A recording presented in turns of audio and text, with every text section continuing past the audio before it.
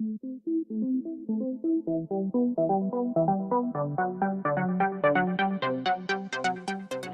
the White Walls project in Nicosia has what's described as a natural brise soleil. What do you mean by that? What is that? It's a very, very unique project because it's not in relationship with the typology of an high-rise building generally.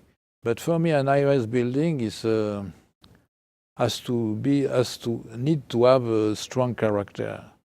I criticize a lot the repetition, the clonage of the buildings all around the world, and verticality. The building is visible from very far, and generally it's a frame very repetitive, and you have always the same levels, always the same elementary typology. But in Nicosia, it's an art of life also. It's a very specific climate.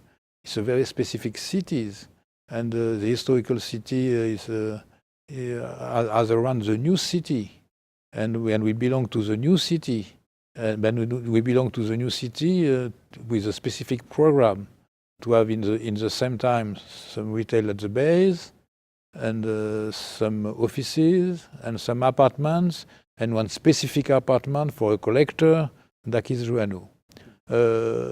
And for me, it belongs to all this story of Nicosia.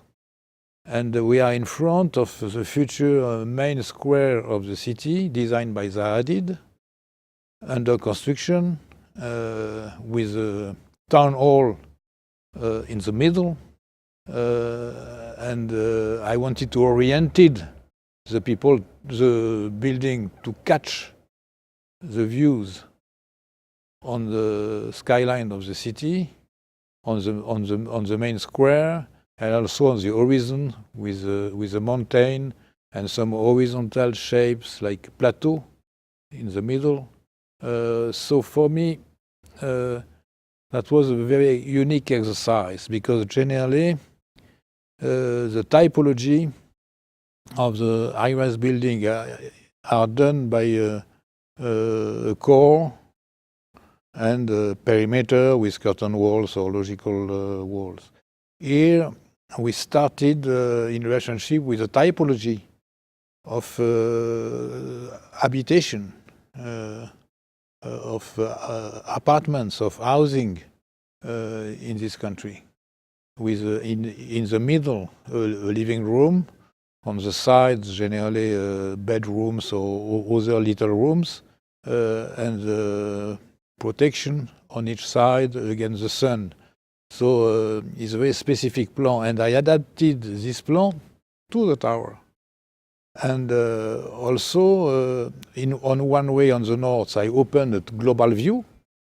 But on the other side, the new city is a lot of orthogonal buildings, traditional building of the modernity, and we are in the middle, a little bit like a dungeon, with a lot of building very close like this.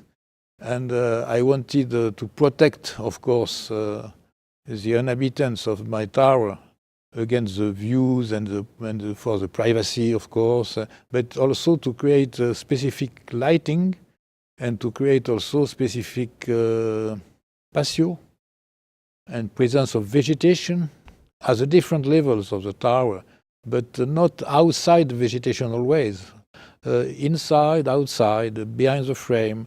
And I wanted also to frame the neighbors' buildings from inside. Everyone is a specific framing, and sometimes horizontal, sometimes it's a diagonal to see the building underneath or the garden underneath. So it's every level is different. And you have surprises, a lot of surprises inside. And you are working in spaces linked to the typology of a dwelling, and you are living in a typology for the apartments that is close of the typology of the offices underneath.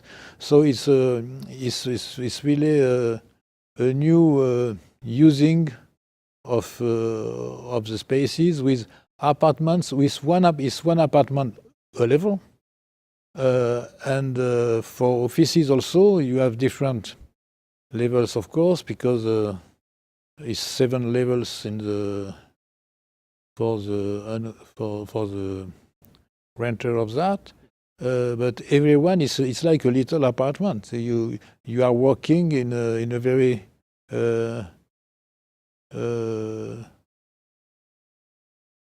small scale, very intimate, very.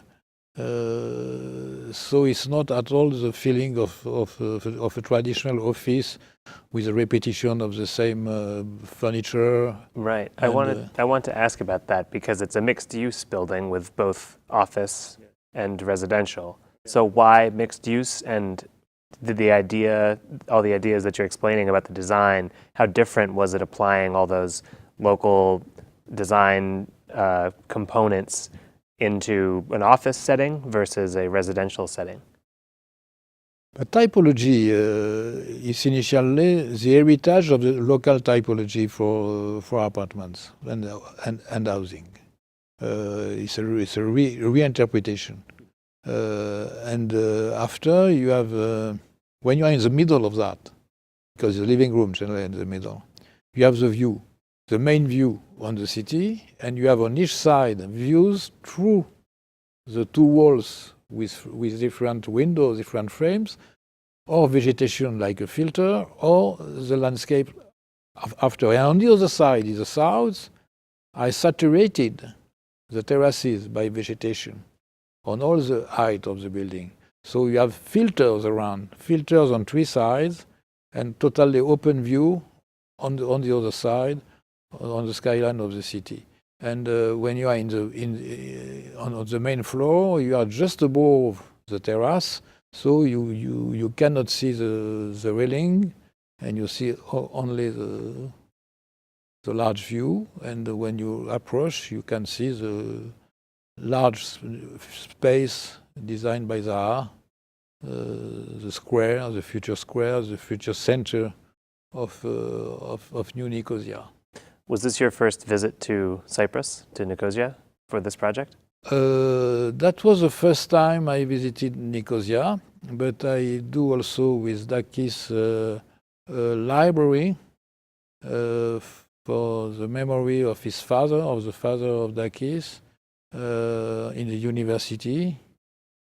But it's a little bit long because with this country has a lot of problems. You know that economical problem, political problem, is a city gutted by a war always, and right. It's a divided nation. It's divided. It's divided. What was your impression of Nicosia as a city and as an architect? I mean, what did you find most interesting about it? I think Nicosia is a fantastic city on the historical point of view, with all the fortification around, and the work of Zaha with the town hall on the top of this fortification, and all the geometry of the modernity in the middle of the story like this is a very, very interesting link between the historical city in the middle and the new city all around. And it will be, I think, a very interesting identity for the evolution of Nicosia. Did you encounter any problems with the height of the building? Was the local community? Yeah, because 70 meters in Nicosia is higher than 200 meters in Chicago. Right. Sure. For them, that was a rupture of scale. But I wanted to have a kind of composition of echo of their modern architecture with this one. It's not something in rupture. It's something in continuity. Something. It's why I said it's like a dungeon in a medieval castle or something like this, because you have the same vocabulary for the dungeon and was for the building around. Some orthogonal geometry, and I think something is belonging to this context. Mm-hmm. Well, Jean Nouvel, thank you so much. Thank you to you.